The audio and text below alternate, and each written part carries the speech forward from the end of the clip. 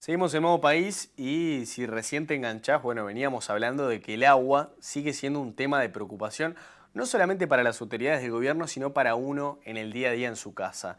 Recordemos la semana pasada algunas de las noticias que salieron, la OCE señalando que los niveles de sodio estaban excediendo los máximos permitidos, el Ministerio de Salud Pública, por un lado, tomando recaudos en el asunto y señalando que no iba a acatar la orden de seguir elevando los niveles.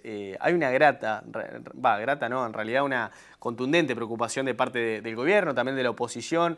Hubo una reunión en los últimos días entre autoridades de ambos bandos y por lo tanto queremos conocer la mirada de un experto en este tema, fuera precisamente de las precisiones políticas, para entender un poco más qué es lo que está pasando con el agua aquí en Uruguay. ¿Cómo puede ser que un departamento como Cerro Largo no esté metido en este tema? ¿Cómo puede ser que haya inundaciones en Brasil y que aquí, en la zona metropolitana, sea de lo que hablamos todos los días? Bueno, sobre eso vamos a estar también profundizando con Álvaro Mombrú, decano de la Facultad de Química. Álvaro, un placer recibirte. ¿Cómo estás? Muchas gracias. Gracias por la invitación.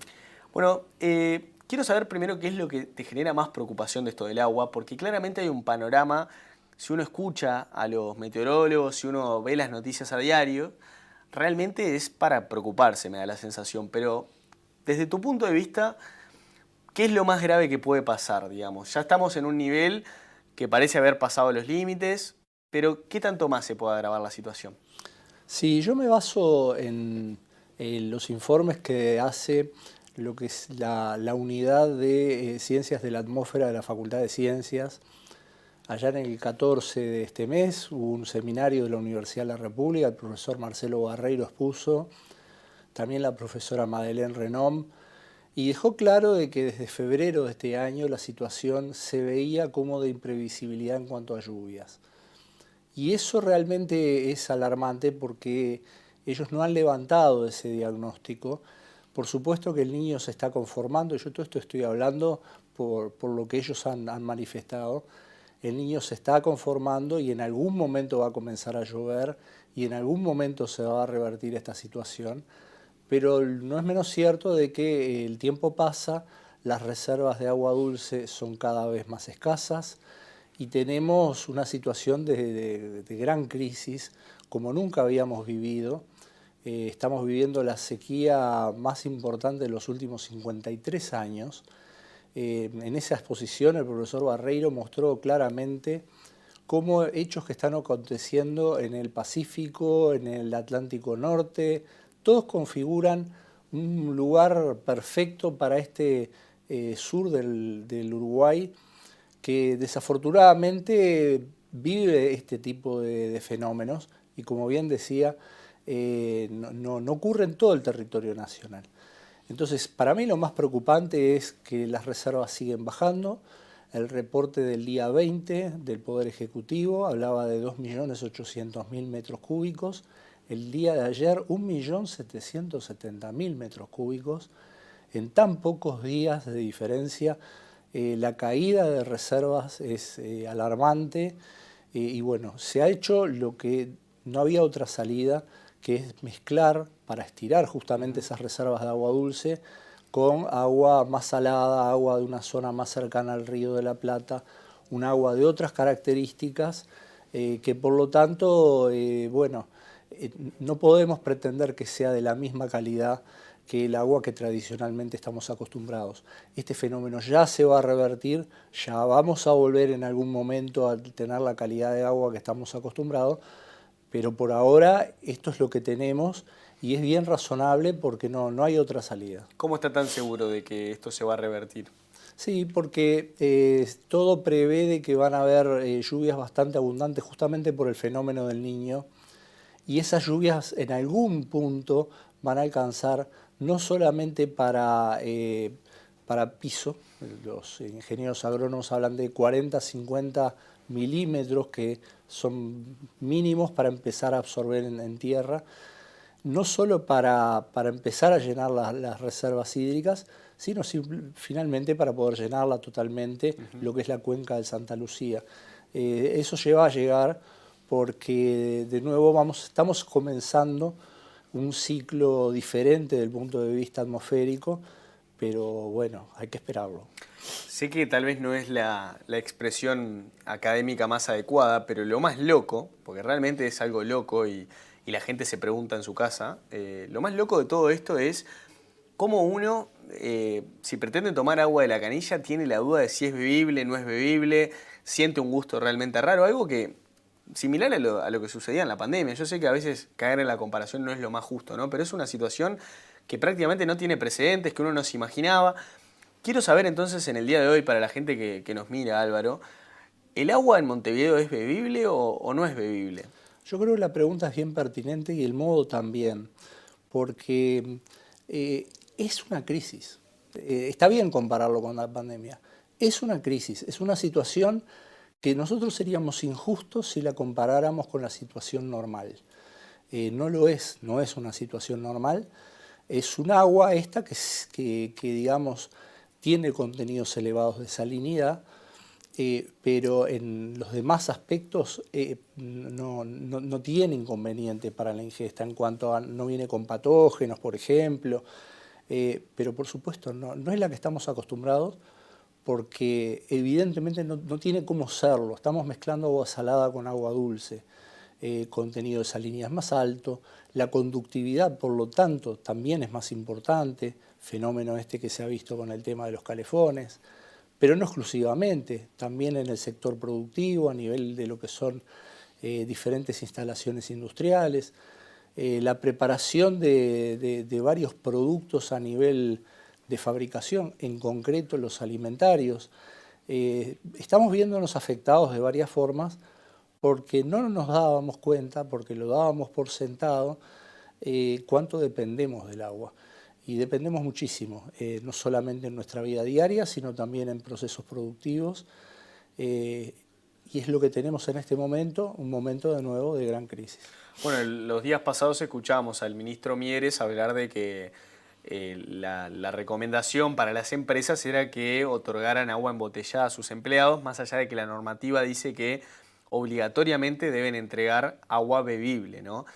Y uno escucha, por lo menos desde que esta situación se ha presentado como algo público y que está sobre la mesa, la famosa palabra trialometanos, y hay mucha gente que automáticamente le genera ruido y otros que, bueno, indagan más en el tema, pero es evidentemente que conceptualmente por lo menos es fuerte escuchar esto que antes no estaba antes sobre la agenda, como decíamos recién. ¿Qué son los trialometanos? ¿Qué tipo de afecciones pueden tener? ¿Cuáles son las novedades en torno a esto? Sí, los trialometanos siempre estuvieron con nosotros.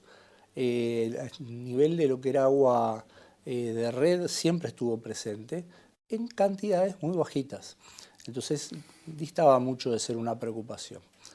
Lo que ha ocurrido es que como estamos tomando agua justamente para mezclarla con las reservas de agua dulce, de regiones no tradicionales, más cercanas al Río de la Plata, y los trialometanos son moléculas, 4 moléculas orgánicas, que se forman en forma, digamos, indeseable, por el efecto de cloración de las aguas. Las aguas se cloran justamente para eliminar patógenos y para justamente esos patógenos, materia orgánica que estaba en el agua, de nuevo porque es un mal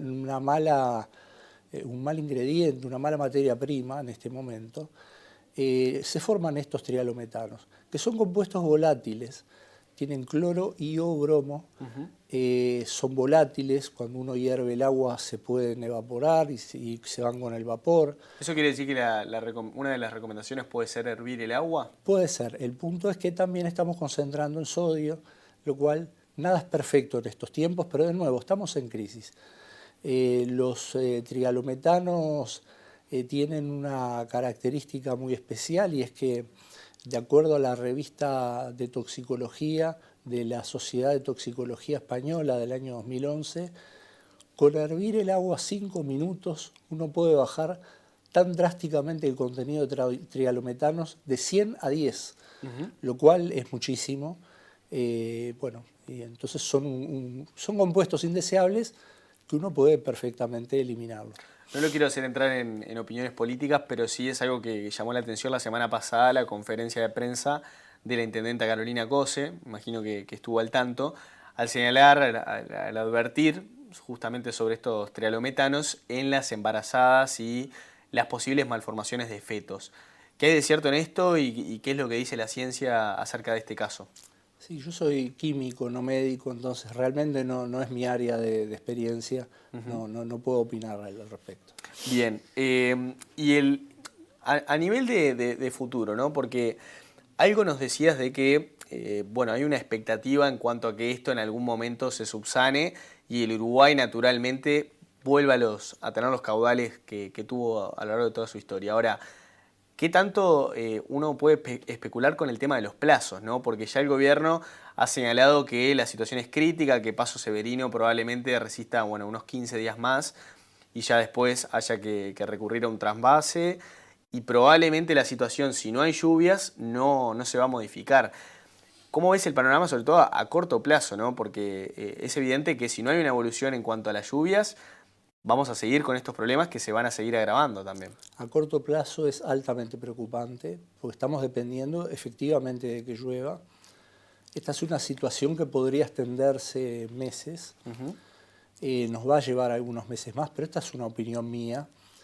Y bueno, vamos a tener que seguir preparándonos como población a tener la conducta que hemos tenido, a ser resilientes y saber que esto es una crisis. ¿Y la cloración? ¿Por qué se aumenta también la cloración? La cloración siempre es importante porque justamente la idea es que no pueden pasar microorganismos patógenos al consumo de la población. Entonces, no sé si específicamente es que se ha aumentado o es que sigue siendo la misma, que ya es importante.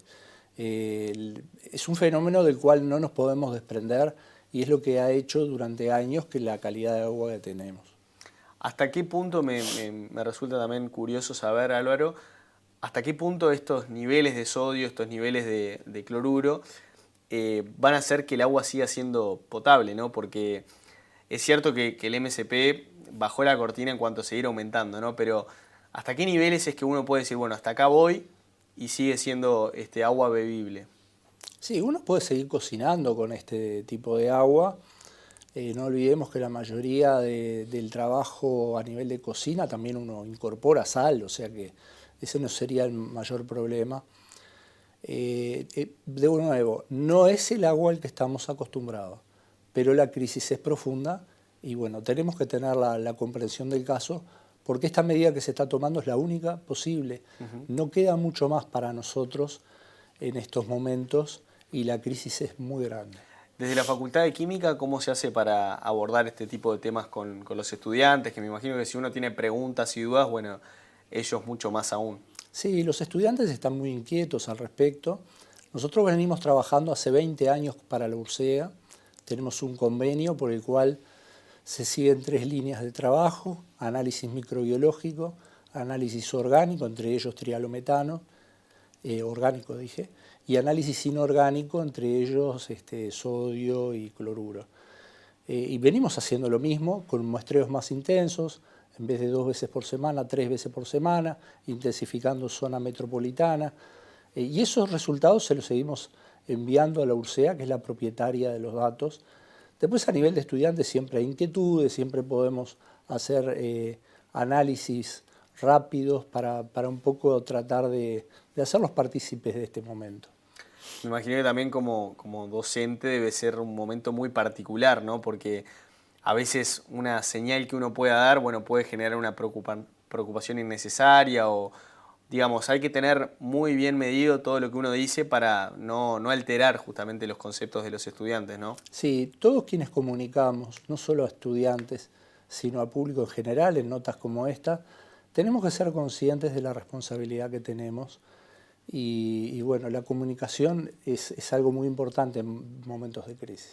Sobre todo porque a veces también es difícil entender cómo estos componentes pueden afectar a la salud, ¿no? A la gente, al ciudadano que de a pie, digo, no siempre le es sencillo entender, sobre todo porque a veces la química tiene también palabras complejas o monitoreos o estudios que no son sencillos de entender y por eso, bueno, está bueno también explicarlo de esta manera, me parece, ¿no? Así lo asumimos, con esa responsabilidad, entendiendo de que tenemos una parte ínfima, pero parte importante al fin, del conocimiento que hace falta para justamente un momento como este. La química juega un papel, no somos los únicos, pero la química juega un papel de importancia y está bueno comunicar bien. Álvaro, antes de cerrar, ¿podemos hacer un pequeño repaso de algunas recomendaciones en torno a esto? Algo hablábamos de hervir el agua, por ejemplo. ¿Algún otro pique que tengas? No, básicamente ese. Nosotros en un momento, en una de nuestras comparecencias a la prensa, comunicamos de forma imperfecta el tema de los baños. Quisiera aprovechar para explicarlo bien. No es que los trialometanos no estén en el vapor, lo están, pero simplemente que cuando uno toma una ducha, la mayor cantidad de agua, la mayor proporción se va en el desagüe. Nosotros nos duchamos a 40, no a 80, 100 grados. Y entonces la cantidad que está en vapor es muy poco y es muy poco lo que inhalamos. No hay riesgo ninguno. Lo importante es que la población no abandone los hábitos de higiene personal completa, porque allí sí que se puede generar algún problema de salud mucho más rápido para la población. Los baños son seguros. Cuidar el líquido elemento, obviamente, porque estamos en un momento de gran escasez.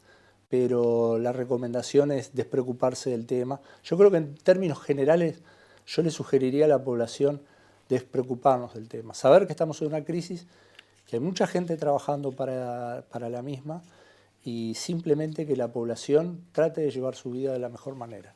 Bueno, y recordar también que las empresas tienen la obligación de proporcionarles agua que sea bebible justamente, así que hay que estar atentos para hacer el reclamo en caso de que sea necesario.